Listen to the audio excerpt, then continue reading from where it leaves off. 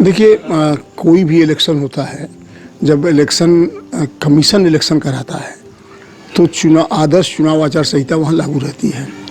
इस समय उत्तर प्रदेश में विधान परिषद के चुनाव हो रहे हैं, स्नातक निर्वाचन क्षेत्र के भी और शिक्षक निर्वाचन क्षेत्र के भी। वाराणसी जनपद में भी चुनाव हो रहा है और ऐसी परिस्थिति में मैं लगातार 3-4 दिनों से सुन रहा हूँ, 5 दिनों से प्रधानमंत्री जी के आने की तैयारी हो रही है।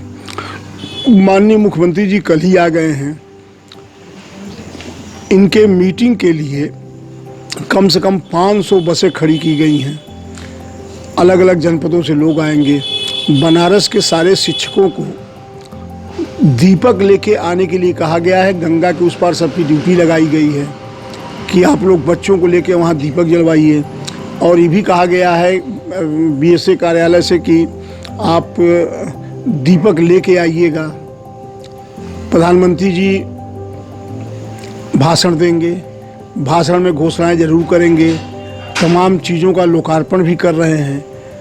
तो लोकार्पण करेंगे, भाषण देंगे, घोषणा करेंगे और जिस तरह सरकारी व्यवस्था के तहत उनका आगमन हो रहा है, सारी सुविधाएं उपलब्ध कराई जा रही हैं, तो ये आदर्श चुनाव आचार संहिता का खुलेआम उल्लंघन है। और यदि प्रधानमंत्री और मुख्यमंत्री आज चुनाव आचार संहिता का उल्लंघन कर रहे हैं तो बाकी उम्मीदवार या जनता तो करेगी ही करेगी। इसलिए हमने बनारस के मंडल आयुक्त, जो कि इस चुनाव निर्वाचन के जो है निर्वाचन अधिकारी होते हैं, उनको और चुनाव आयोग को भी लिख के भेजा है, मेल किया है कि ऐसी परिस्थिति में आज आदर्श चुनाव आचार संहिता लागू रहनी चाहिए और इन सारी चीज़ों को रोका जाए। इस तरह की बात नहीं होनी चाहिए। सकारात्मक चीज़ें निकल के नहीं आई, तब आगे की क्या? अब देखिए, ये प्रधानमंत्री के स्तर पे और मुख्यमंत्री के स्तर पे यदि इस तरह की बात की जाती है तो एक सामान्य नागरिक या सामान्य नेता या कोई विधायक और सांसद यदि चुनाव आचार संहिता तोड़ता है तो फिर प्रशासन या सरकार कैसे उसे रोकेगी कि आप चुनाव आचार संहिता का उल्लंघन कर रहे हैं। जिस जगह पे प्रधानमंत्री और मुख्यमंत्री ही चुनाव आचार संहिता का उल्लंघन कर रहे हो तो आप बाकी किसी को रोक नहीं पाओगे। तो फिर लोकतंत्र का क्या होगा, चुनाव का क्या होगा? ये सिर्फ हमारे या हमारे दल के लिए नहीं है, ये देश के संविधान के लिए, देश के लोकतंत्र के लिए है। और इसलिए मैंने अनुरोध किया है कि इन चीज़ों पर पाबंदी लगाई जाए, नहीं तो लोकतंत्र का क्या होगा, चुनाव का क्या होगा, फिर चुनाव कराने का मतलब क्या होगा।